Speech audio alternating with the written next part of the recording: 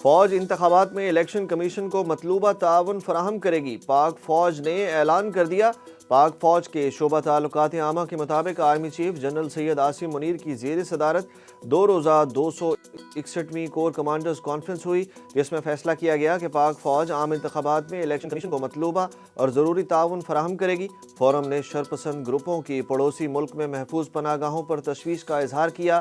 Forum نے کہا کہ پاک فوج جرائم کی روک تھام کے لیے اداروں کی معاونت کرتی رہے گی۔ شرکا نے کشمیر میں بھارتی فوج کے مظالم کی مذمت کی اور فلسطینی عوام سے اظہار یکجہتی کیا۔ اسلام آباد ہائی کورٹ نے عمران خان اور شاہ محمود قریشی کے خلاف سائفر کیس کا ٹرائل 11 جنوری تک روک دیا۔ حکم امتناع جاری۔ اسلام آباد ہائی کورٹ کے جسٹس میاں گل حسن اورنگزیب نے سائفر ان کیمرہ ٹرائل کے خلاف درخواست پر سماعت کی۔ عدالت نے سائفر کیس میں فرد جرم عائد کرنے کے خلاف درخواست پر وفاق کو نوٹس جاری کر دیا۔ عدالت نے کہا کہ عدالت واضح احکامات دے چکی ہے کہ جیل ٹرائل کا مطلب ان کیمرہ نہیں ہوتا، بلکہ اوپن ٹرائل بھی ہو سکتا ہے۔ صرف فیملی اور چند لوگوں کے ساتھ اسے اوپن ٹرائل نہیں کہا جا سکتا۔ سابق وزیر خارجہ شاہ محمود قریشی کی مزید 12 مقدمات میں گرفتاری ڈال دی گئی۔ جسمانی ریمانڈ کی استدعا مسترد۔ عدالت نے vice chairman P T I کو 14 روزہ جوڈیشل ریمانڈ پر اڈیالہ جیل بھیج دیا۔ شاہ محمود قریشی کو 9 مئی کیس میں مجسٹریٹ کے سامنے ہتھکڑی لگا کر پیش کیا گیا۔ سماعت کے دوران شاہ محمود کے وکیل نے ان کی ہتھکڑیاں کھولنے کی درخواست کی، جس پر عدالت نے ہتھکڑیاں کھولنے کا حکم دیا۔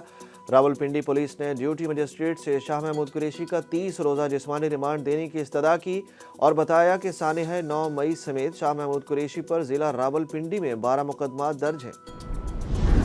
اس نظام کے کرتا دھرتا طاقتور ترین شخص نے مجھے کہا کہ آپ 9 مئی میں ملوث نہیں، مجھے سخت ترین سردی میں رکھا گیا، رات نیند تک نہیں آئی، مجھے جسمانی اور ذہنی طور پر ٹارچر کیا گیا۔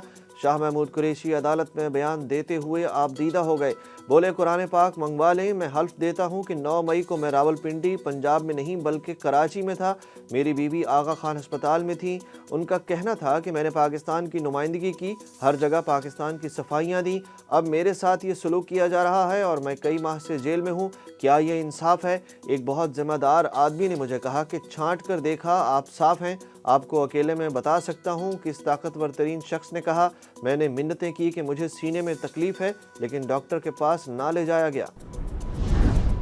پی ٹی آئی کے اعتراضات مسترد۔ قائد نون لیگ نواز شریف کے کاغذات نامزدگی حلقہ این 115 سے منظور ہو گئے۔ پی ٹی آئی رہنما اعظم سواتی نے نواز شریف کے کاغذات نامزدگی چیلنج کیے تھے۔ لاہور میں سابق chairman P T I Imran Khan کے کاغذات نامزدگی پر دائر اعتراضات پر ریٹرننگ آفیسر نے فیصلہ محفوظ کر لیا۔ فیصلہ 30 دسمبر کو سنایا جائے گا، جبکہ این اے 127 سے چیئرمین پیپلز پارٹی بلاول بھٹو کے کاغذات نامزدگی پر دائر اعتراض پر دلائل کے بعد فیصلہ محفوظ کر لیا گیا۔ حمزہ شہباز ایک بار پھر نواز شریف کے سامنے پھٹ پڑے۔ قائد نون لیگ کی طبیعت ناساز ہو گئی، افواہیں زیر گردش۔ نواز شریف کی زیر صدارت نون لیگ کے پارلیمانی بورڈ کا اجلاس ہوا، جس میں اسلام آباد اور لاہور کے حلقہ این اے 117 اور 118 کے امیدواروں کے انٹرویو کیے گئے۔ ذرائع کے مطابق سابق وزیر اعلیٰ پنجاب اور نون لیگ کے رہنما حمزہ شہباز نے ایک بار پھر قیادت کے سامنے خوب دل کی بھڑاس نکالی۔ ذرائع کے مطابق حمزہ شہباز کا کہنا تھا کہ پی ٹی آئی دور میں جن لوگوں پر ظلم کیا گیا انہیں نظر انداز کیا جا رہا ہے، قربانیاں دینے والے کارکنان کو اچھے وقت میں بھلا دیا جاتا ہے۔ دوسری جانب آج مسلم لیگ نون کے پارلیمانی بورڈ اجلاس میں مریم نواز کے شادرہ میں ناکام جلسے کی گونج بھی سنائی دی۔ ذرائع کا یہ بھی کہنا ہے کہ آج اجلاس میں نون لیگ کے قائد نواز شریف کی طبیعت ناساز ہو گئی اور وہ اجلاس ادھورا چھوڑ کر ہی جاتی عمرہ روانہ ہو گئے۔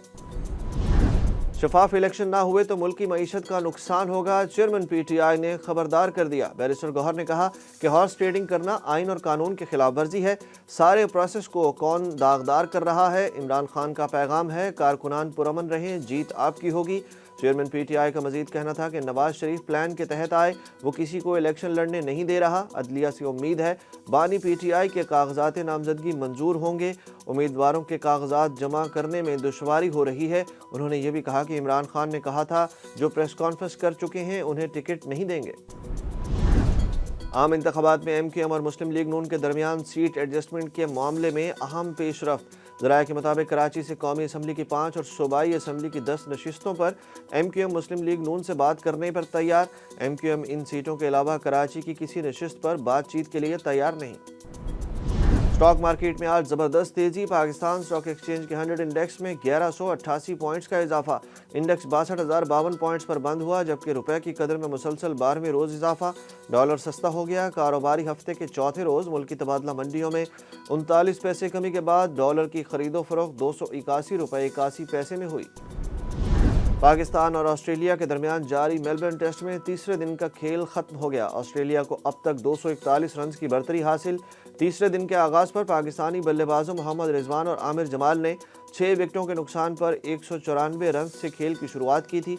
ऑस्ट्रेलिया ने जब अपनी दूसरी इनिंग्स का आगाज किया तो शाहीनों ने उन पर ताबड़तोड़ हमले किए।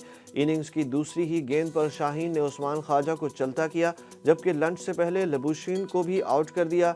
मीर हमजा ने खतरनाक बैटर डेविड वार्नर और ट्रेविस हेड को पवेलियन की राह दिखाई।